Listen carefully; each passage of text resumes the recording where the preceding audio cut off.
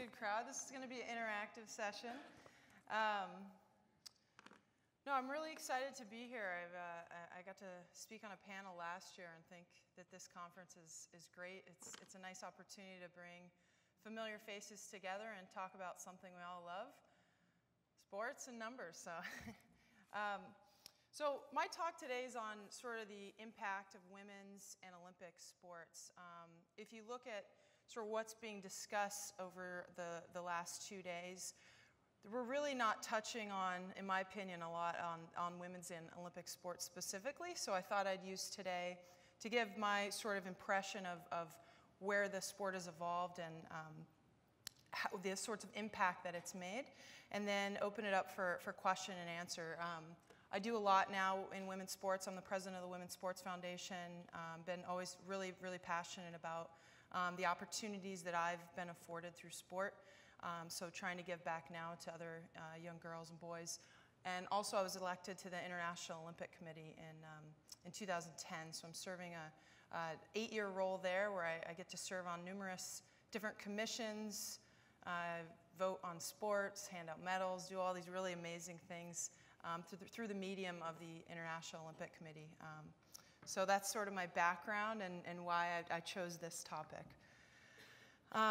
But my question to you today is, I wonder if people are able to really create new opportunities in sport, to dream in areas where opportunities exist, but people don't recognize them at the current time. So dream dreams that are there. In my opinion, there's a great opportunity to further advance women's and Olympic sports, but we tend to focus on sort of the big sports, professional sports. They get all the airtime. They're in all the newspapers. Olympic sports, as the saying goes, it's not every 4 years, it's every day. It really is every day, but we really only hear about them in the Olympic years. So I'm currently a student at Harvard Business School, so thank you, MIT, for opening your doors. I know I got it. Yeah, we got one right here. And actually, I heard a quote yesterday which struck me. Our dean actually said it. He said, "Create value for society before you claim value for yourself." And I really liked that quote, create value for society before you claim value for yourself. And in my opinion, we can actually do both in the sports business world. So let me explain. When I was 7 years old, I dreamed of playing in the NHL. My dream was to be on the LA Kings. And in the 2nd grade, I showed up to career day with my gear on, and everyone said, "What do you want to be when you grow up?" And I was like, "I'm going to be an ice hockey player. I'm going to play in the NHL." So needless to say, everyone thought I was crazy. But with a lot of hard work and encouragement and opportunity, most importantly, I was actually able to play for Harvard in a national championship. I got to play in 4 Olympics.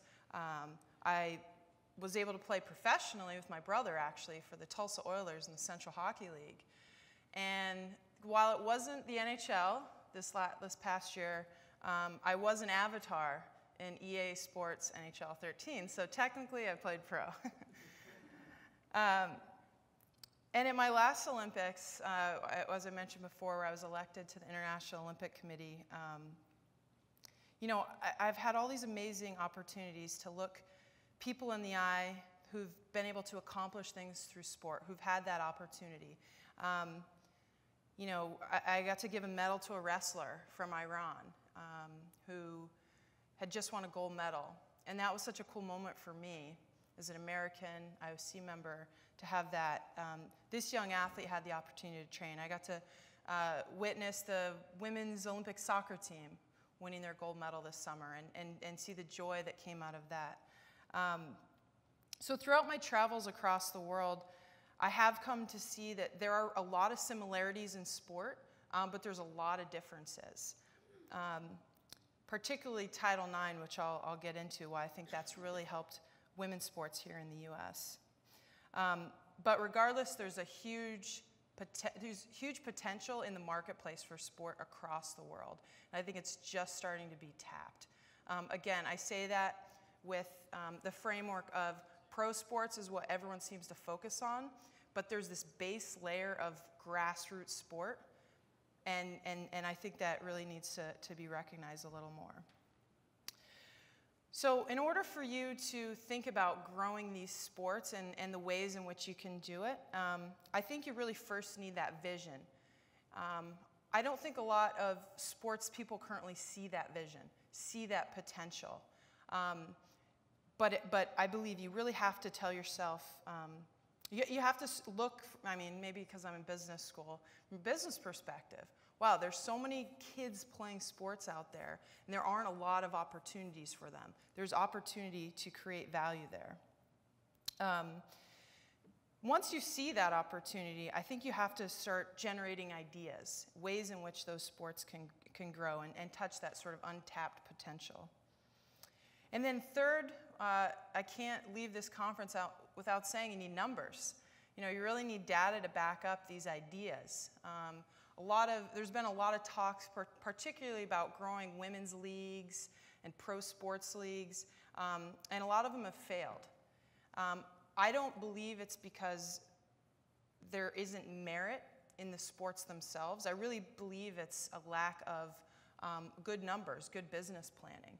And I think it's critical as these sports continue to grow and people see opportunities that a lot of really good business people get behind the ideas and support the ideas. Because right now, I think, you know, from my perspective, it's a lot of really people that really want to do well, but they need support from the business community to see that opportunity. So I have a few numbers for you.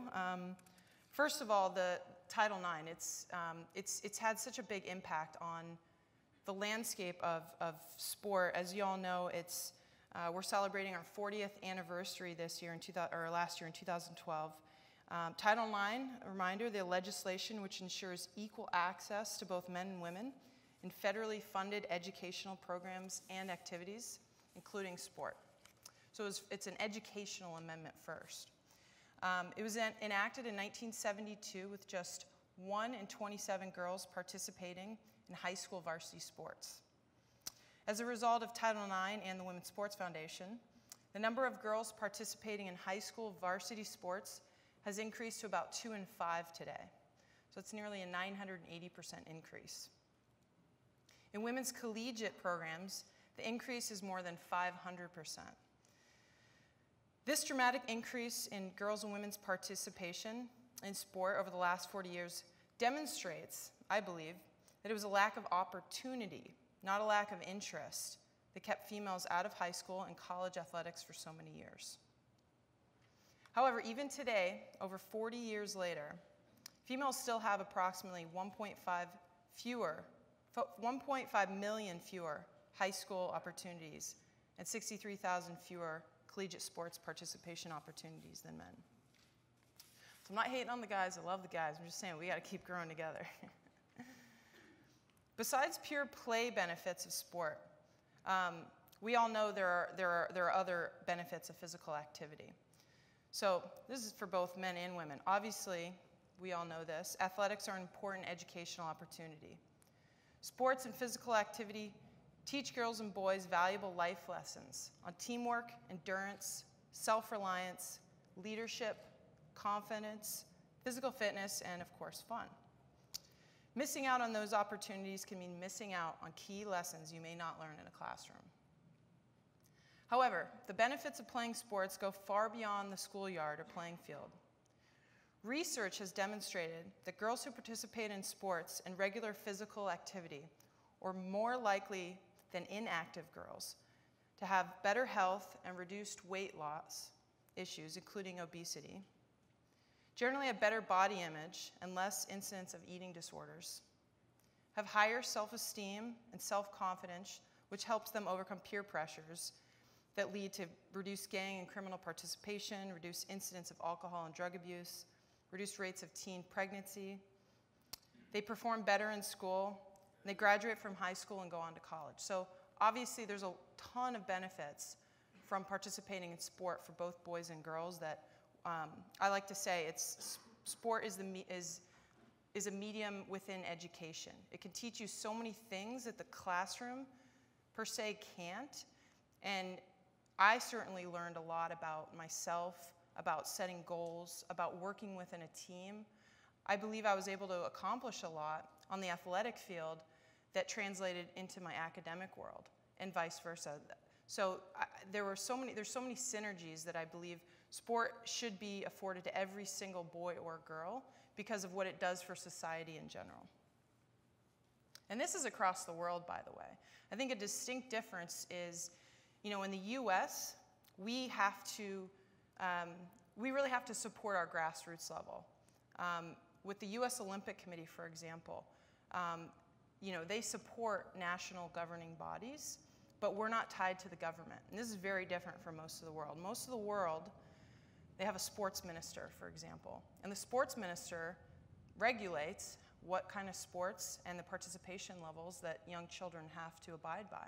Whereas in the U.S., we sort of let the free market dictate these opportunities. So it's really important that we continue to push and support the grassroots level at all different sports. So that's a big difference I've noticed across the world. So you can't really deny that the benefits of sport and physical well-being has had an impact, particularly in London. Did everyone watch the London Olympics, I hope? It's pretty good. I was there for 2 weeks. Amazing. It was actually the first time I was able to watch the Olympics. So I'd participated in every one. And when you're an Olympian, you're focused and you're training. You might get to 1 or 2 other events. So for me, this was great. I got to just be a spectator for the first time. But there's a really interesting report coming out in March called "Women in the Olympic and Paralympic Games: an analysis of participation and leadership opportunities." It's going to be published by SHARP, which is the Sports Health and Activity Research and Policy Center for Women and Girls. In this report, the key finding was that American women dominate team sport competition in the Olympic Games in large measure due to the impact of Title IX.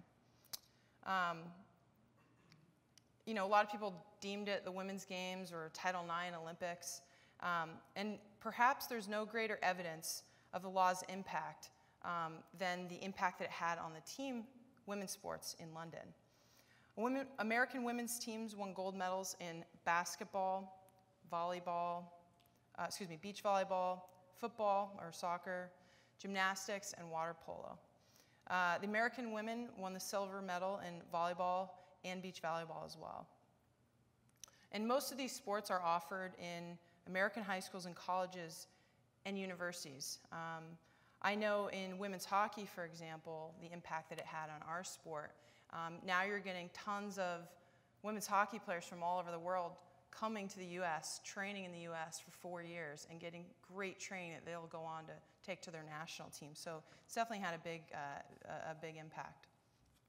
But outside of just participation in those results, it's interesting, ESPN looked at the opportunity to play in their ESPN W report, which is a great website you should all check out. And what they saw was consumption of ESPN correlates with past participation in sports. So this is consumption for women. They found that 71% of female ESPN viewers today play or played high school or college sports. So if you play, you consume. You want to continue to be a part of sports even if you're not playing anymore. This clearly indicates that Title IX and the opportunity to play will continue to drive up TV viewership, ratings, and ultimately sponsor dollars. So 52% of Generation Title IX, is what they're calling them, consider themselves to be super sports fans, versus only 35% of non-Generation Title IX. And I believe you're going to continue to see these numbers grow. So what do female fans really want to watch? Well, ESPN said they still prefer men's sports. 64% wanted the NFL, 51% wanted the Olympics, 44% college football, 39% MLB, 33% NBA, men's college sports 28%, gymnastics 27%, World Cup 26%, and I kept going because NHL's only at 24%, so got to do something about that in the future. And I wonder is it that there just simply aren't women's sports to demand, or is it that they just prefer to watch the male version of sports? That's up for debate. I think with that being said, the female sports fan is definitely different. One, you have to provide them certain opportunities to watch. So we talked about the choices they have, or lack of choices, if you will. But the other more important insight, I think, is you have to deliver it in the right way. So right now, if you open the sports page or you turn on the TV, there's one way to really consume sport. And typically, it's for the male viewer, because that's the majority of viewers at the moment. But I believe if you change the formula, if you change the way that you deliver the message, because women consume sports differently, they like to consume it in a different way, you're going to have a spike in viewership. So one network, I did work for NBC, for a little bit, but I love what they do. The way they deliver the Olympics. They do it extremely well, and they should. They paid, billions of dollars for the rights, so they really have to investigate the right formula. But their ratings consistently show that NBC gets a higher percentage of female viewers than male viewers at the Olympics. And I wonder, is there any other sports venue out there that does that, actually gets a higher percentage of women watching? It's the way in which they tell the story. They speak to the female sports fan, right? So you have these intimate behind the scenes. Some people may say, cut that, let's get right to the sport. You guys know who you are, right? We all consume sports in a different way. Some like it more emotional, like the connection. Maybe it only pops up once every 4 years, so they want to get to know the athlete and then consume the sport itself. Whereas if they didn't have that sort of front-end piece, they wouldn't consume the back-end sport. So NBC, I believe, understands this. In essence, by capturing those female viewers, they're able to drive ratings up, increase sponsor dollars, and pay a huge sum to the IOC. Thank you very much. They're by and far the largest contributor to the International Olympic Committee. And the way the IOC takes their dollars and redistributes, they give money to the international federations. That's all sports across the world. They give money to the National Olympic Committees all across the world. And they give money to the host committee. So in essence, the female sports fan, particularly in the US, is driving the Olympic movement. It's kind of cool. So there was a report I found called She's Got Game, Women in Sports. It claims that women make up 42% of Major League Soccer fans, 46% of MLB fans, 43% of NFL fans, 40% of NHL fans, still lower, but they are higher than NBA, 37% of NBA. So it's just interesting to me that I think as we continue to give more participation opportunities to girls and allow them to be exposed to sport, they're going to continue to consume and go on and pass that to their families. As we all know, women have spent the dollars in the US. They actually purchase 46% of official NHL merchandise and 80% of all sports apparel dollars. So they're actually, as we know, even though women don't make the same, relatively speaking, they're the ones spending the money, making the purchase decision for their children when they're signing up for a soccer team, and they need a new pair of cleats. So I believe you really have to think about this, how the sports landscape is changing, and how we're going to have to appeal to all those young girls that grew up and are growing up and recognize that,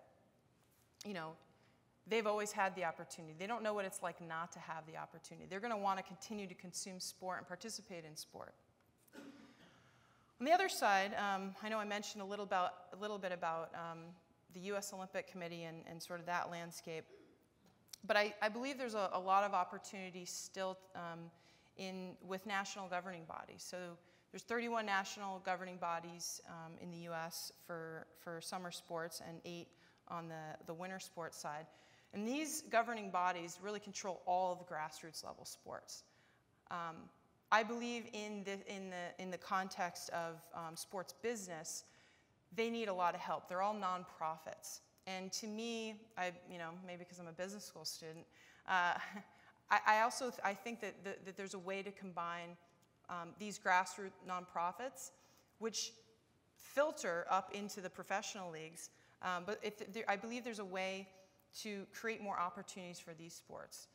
Again, they're being run by nonprofits. The idea is just to grow the sports and maintain the sports.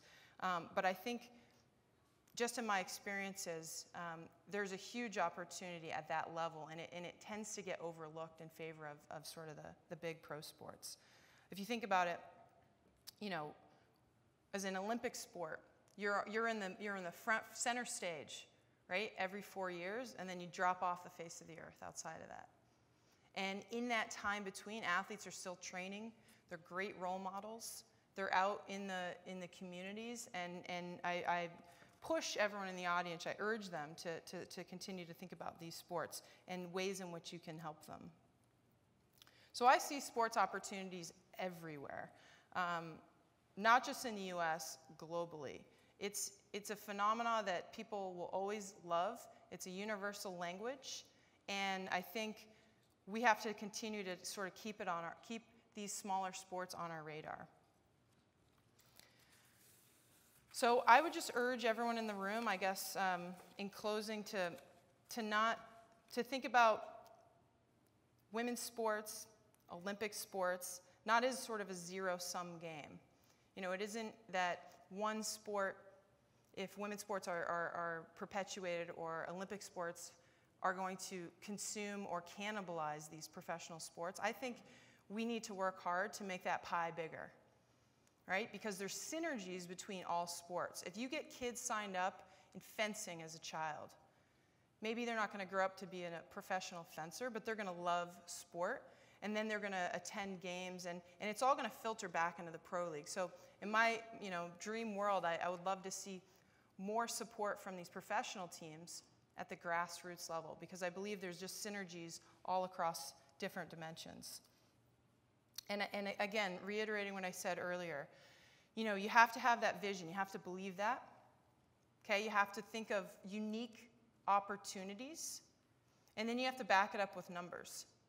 We're at an analytics conference. It really makes a huge difference, and I've seen it in a lot of both Olympic and women's sports venues where someone has a great idea but can't support it with data, doesn't have a great business plan, and it never gets off the ground. So I would just, in closing, say thank you. I wanted to leave a few minutes for questions because I could talk forever on this. If you have any questions on the Olympic Committee or the U.S. women's sports in general, but really an honor to be here, and thank you for attending.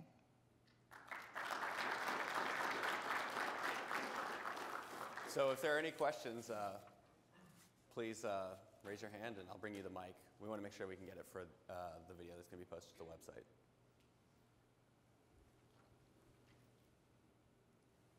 As a member of the IOC, how much does sort of the continued use of the resources that countries put into hosting the Olympics, sort of the bird's nest in China going moderately unused, in Greece not really being able to use their investment into the Olympics, factor into where you choose for the host city? Sure.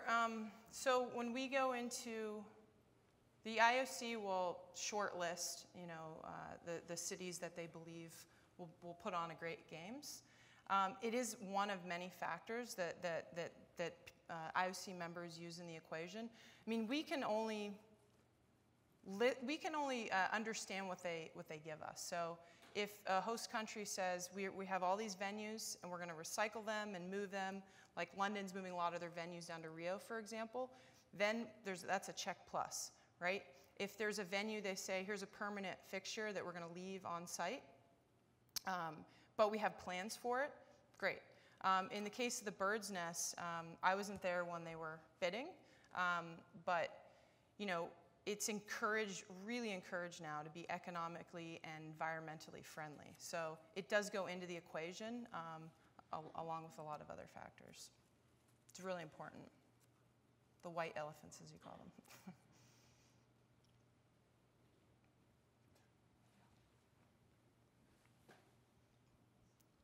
So business always supports a lot of the sports that are out there. So the PGA Tour, they have a lot of corporate sponsors.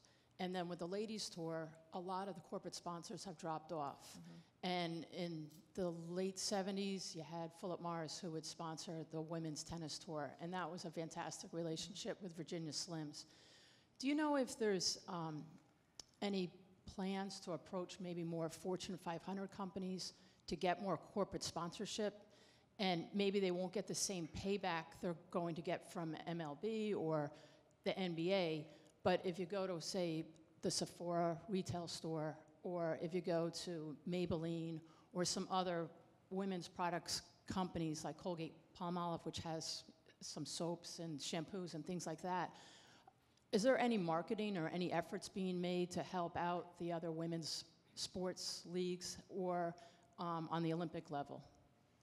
Just on the Olympic level? And Or professional women's sports as well. I think it's an excellent point because it really is about marketing. I think that I was trying to drive at was the way that women consume sports is different. So if you're just cookie cuttering taking what we do for the men and stamping that on the women's side, it's probably not going to work. And then there's this sort of self-fulfilling prophecy, right? So I completely agree with what you're saying. I think we should do more in terms of collaborating and understanding, okay, if this is a women's league, how is it different? And that's a good thing because you can go to different sponsors. And Sephora, for example, I think is a great example of, who are our viewers? They're different. Who's going to appeal to those viewers? Which sponsors are going to relate to those kinds of people? So I think it's a great comment, and I would love to see maybe a women's sports best practices, for example, or in any of these for more synergies working together.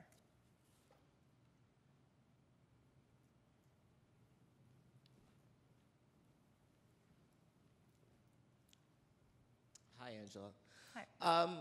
Really quickly here, the president made it part of his campaign, or ran a lot of his campaign around equal rights, women's choice. Lily Ledbetter was one of the big things that came up time and time again. A lot of your former teammates are in Toronto this weekend. They play on a volunteer team in Boston called the Boston Blades. And it was ironic to go to some of those games in the fall while the NHL was locked out, bickering over billions and billions of dollars. So I present to you, why hasn't the women's sports movement moved from equality in opportunity to equality in income and equality in paycheck? And why hasn't there been more of an outcry, especially if if you see the president of the United States running a campaign on equal pay for equal work? Because your volunteer teammates are making $50 million less than the Boston Bruins, and yet they're both professional hockey players. So why is the economic model for women's sports as opposed to men's sports almost accepted as secondary and not taking on more of the equality battle? Sure. Well, thank you for supporting the Boston Blades. It's a great team. Honestly, unfortunately, we're in the sports world. It's entertainment, right? So in order to be profitable, you need to get on TV, right? You need those sponsors. You need to have a really solid business plan in place and deliver on that. The Boston Blades and other women's professional teams, when they can't get on TV, I don't know how you're going to operate. I think a lot of you can look to maybe a lot of minor league sports teams and try to mimic some of the things they do. They get on a bus. My brother did it for years. He drove through the night. You play a game. You get on a bus. You drive to the next city. But without those TV viewers driving sponsorship and driving, the opportunity for these players to make money, it's going to be a really long time. So I think that's really the key, is to figure out how to appeal to viewership. I think on top of that, why hasn't there been more pressure on the government the USOC is a great example because they pay equal dollars for men's and women's regardless of medal. Boston Marathon, New York Marathon, the same deal. So why hasn't there been more pressure on the leaders of women's sports to say, the guy upstairs, John The single best way to get that to happen isn't to have me standing up here because I'm a woman. I believe the single best way for that to happen is to have the people that are currently in charge, which are all men, pushing for it. You know, and it isn't a matter of like differences in gender, it's a matter of power dynamics, right? So I think if a John Skipper said, get this done, it would probably get done. All right, Angela, thank you so much. Oh, thanks everyone.